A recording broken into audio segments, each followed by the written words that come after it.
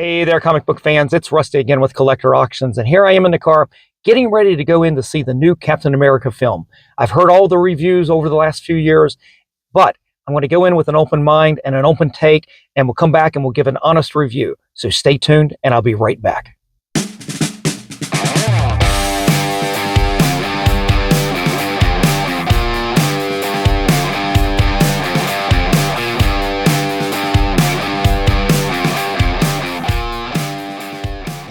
Unbearable hours later. All right, everybody, I made it back home after going to see the new Captain America film. First off, I have to say I had a great time because my daughter went with me. She didn't want to be on camera today, which is fine, but we both had a fun time going to the movies. We have spent years going to a ton of MCU and DCU movies, Marvel movies, DC, any kind of comic book movie. When she was growing up, we spent a lot of time watching a lot of the superhero shows on Cartoon Network. I remember Saturday nights at 8 o'clock, we'd always have those great movies, animated movies on there, whether they're Marvel or DC. Fun time. I always enjoy going with her to this. She doesn't watch as much MCU stuff, so I sort of have to remind her about the storyline going into some of these. But here we are now, having went to the movie. What did I think? Well, first off, I gotta say that despite all of the Rotten Tomatoes scores out there, despite all the bad publicity this movie has gotten over the last couple years, we've heard nothing but rewrite after rewrite after rewrite. And what I'll say is, first and foremost, I enjoyed going to this film, and the true test for me for any of these Marvel or even DC movies is, do I want to go see it again? And bottom line is this: I would go see this movie again. I did enjoy it. That's not saying that it was not without its flaws, but great job overall. I think they pulled it together just well enough to be a very enjoyable film. And let me just go through some of my thoughts on this. So that was my first thought. It was very enjoyable. I enjoyed the ride. I think the pacing was not quite right. It was very much up-tempo the whole movie. There wasn't a lot of lag.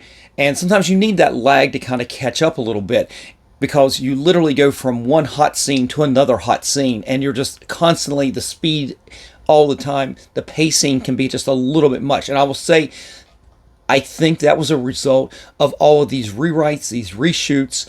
You could tell that the story was put together. This movie was put together a little bit, maybe a lot actually. But in the end, I think it basically came together. I will say that the motivations behind the villain of the film, and I'm trying not to give too many spoilers here, I will say that in the end, I don't know if his ultimate goal was really what happened, but it was okay. I will say, I think the stakes, the way they were playing out, should have been much bigger, and in the end, it was very small. I think the goal at the end was very small. I think it had a point where it was a very big, ambitious goal of mass destruction. I mean, on worldwide scale, and in the end, it got down to be a very personal vendetta type of thing. So, but go see the film and you'll understand maybe what I'm talking about there. The other thing, my big takeaway and my biggest fear going into this was my lingering distaste from the TV show Falcon and the Winter Soldier. I enjoyed that a lot. I enjoyed all the episodes up until the very end, when it kind of got real preachy about terrorists actually being right about what they felt was, what they were doing was right. Well, I'm just saying that you're terrorists. You're killing people. I don't care what your cause is, whether you think it's good or bad, but killing people is bad. And for the new Captain America to kind of justify that and to lecture the Congress on that, I don't know. That came off really wrong at that time. And we do live in a very politically divided country and times. We have really all the time. I mean, let's not kid ourselves. There has been no time where we have been a completely unified company. There's always been multiple sides to these things.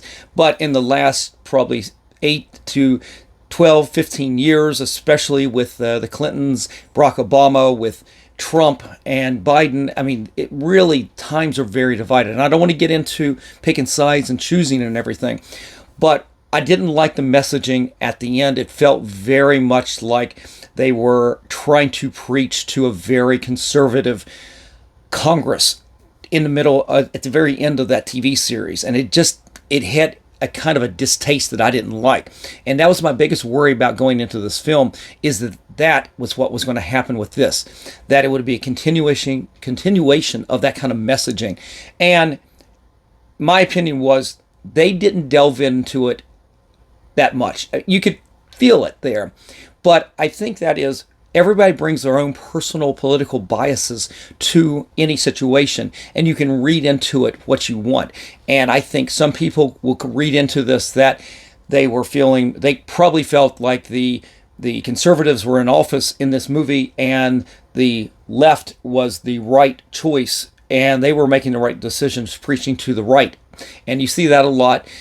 But I think that, again, you could read into that if that's the way you felt. If you're politically inclined one way or the other, I'm sure you could read this however you want. But generally, I think if you take a step back, I think that it was storytelling, and you didn't get too preachy. So I would give it thumbs up for that. And the other thing that I was hoping that this film would do would lead right into the new Thunderbolts film. One of the things that I've really liked about the MCU over the years is that the way it connects to the next film. You remember in the Iron Man #2, you see at the very end when Coulson is calling S.H.I.E.L.D., and that's exciting. Well, over the years, there's been really good teasers for the next film, and there's been ones that really have just been throwaways. And I felt like it's always been a disservice to not really try to connect more, to get you more excited about that next film. It's always been my favorite thing about the MCU, the connectivity. Well, in this movie, especially the trailer, I was hoping we would get a tease. We did see the trailer to the Thunderbolts, as well as the new Fantastic Four, by the way. But in this movie, especially, again, coming off of the Falcon and the Winter Soldier TV series, I mean, there is the Winter Soldier, and he's still out there.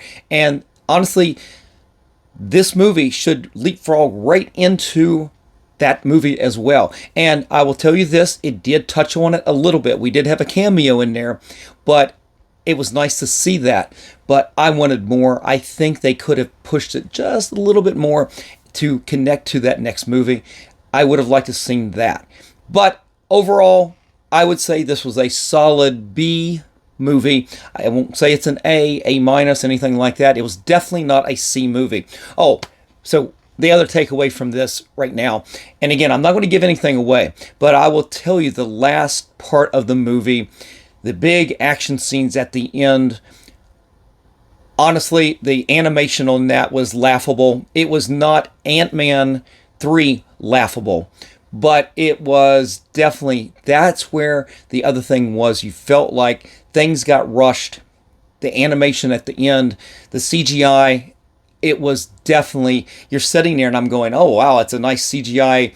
You can tell it's so CGI. It's too cartoony, it's too perfect, or it's too clean. The shadows aren't right.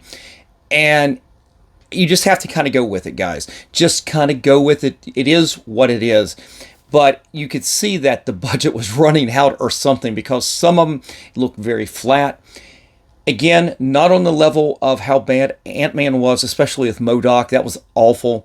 But this right here was, it fell short in that category a little bit.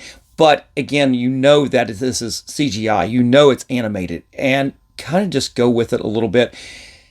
They could have spent some more time on that, but I think they finally wanted to get this movie out and move on from this. But overall, a B movie that I will want to go back and see again, and I definitely will at some point. So anyway, guys, I hope that you get a chance to do it. If you have watched the film already, when you watch this, definitely leave me a comment in the comment section below. Let me know what you thought of the new Captain America film.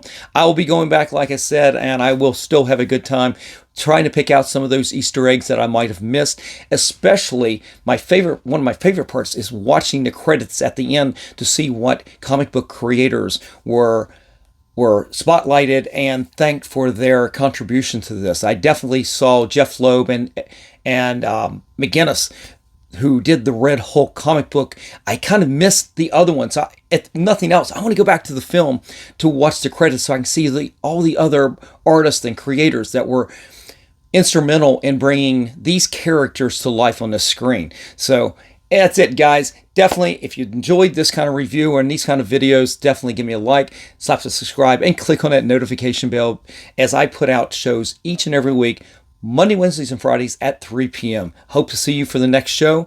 Until then, guys, remember, every comic has a story.